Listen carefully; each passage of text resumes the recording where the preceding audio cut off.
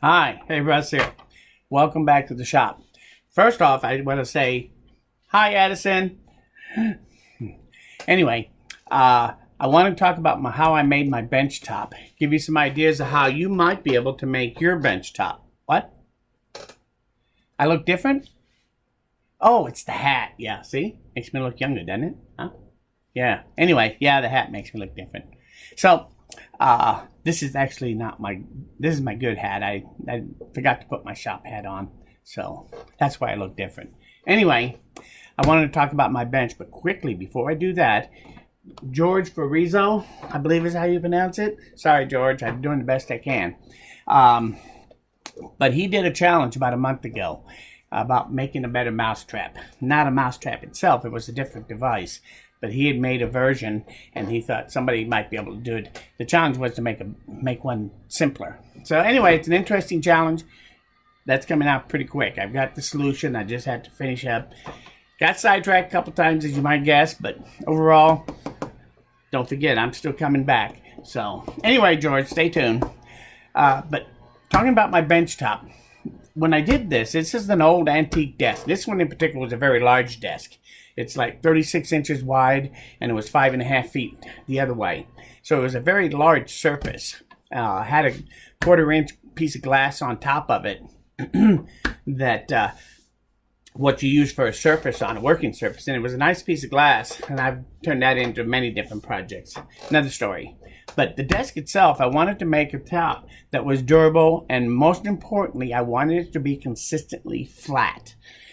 I've had many benches that I've built over the years. Keeping a bench flat is the biggest challenge that you really have when you want to make a good workbench.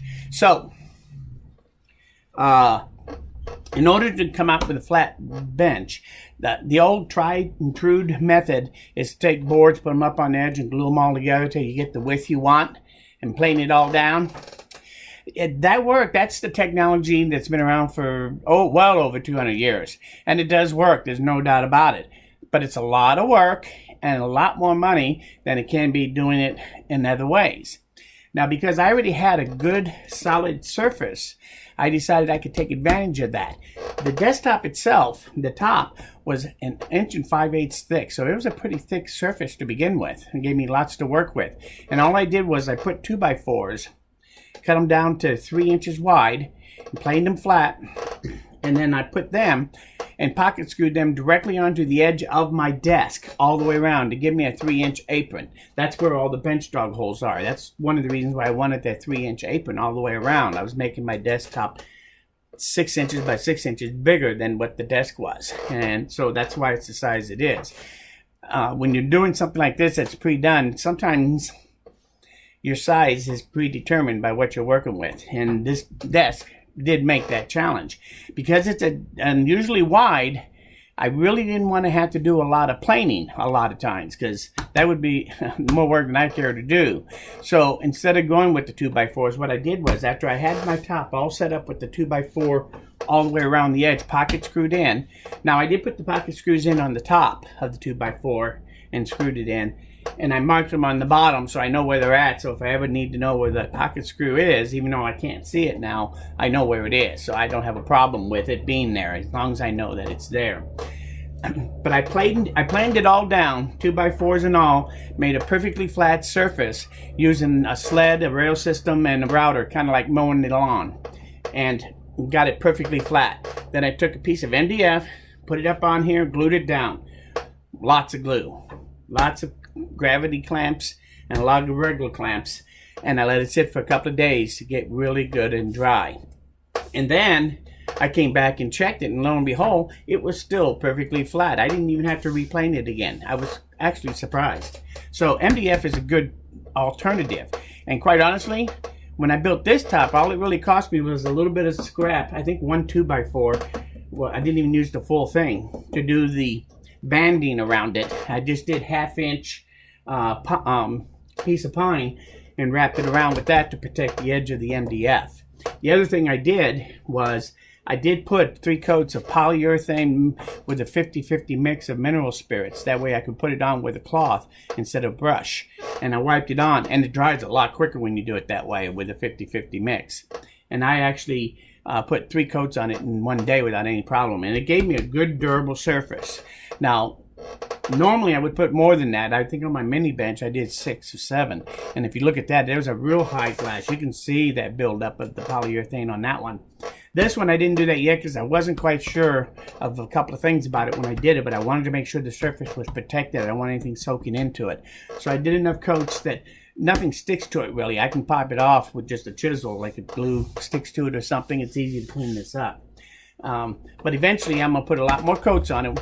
And now that I know for a fact that it's not going to get unflat, because it's been 2.5 years since I did this, and when I checked it a couple days ago, this thing is still just as flat as the day I made it. So I'm actually very happy with this construction. It's actually turned out to be a good way to build a bench top in the Workbench. And it's with the new technology. Yeah, 100 years ago, they did it the other way. That was the only choice they had. In today's world, you can do this a lot quicker, a lot cheaper, and still get what you're looking for, in my opinion, is a good, durable, flat surface. You can do that with just 1 sheet of MDF if you have the right desk.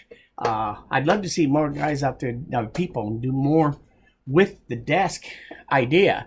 Andrew Reuter, he has a channel out there, and recently he did a video on took an old desk and he made his into a miter saw station, and that turned out pretty nice too. He put casters on his so it just rolls around full time, but he did the same idea that I did, and it really turned out nice. I'd love to see more of that, because I think that the desks, every time I look on Craigslist, every week I see 3 or 4 out there that would be eligible to turn into some kind of shop furniture if you really wanted to.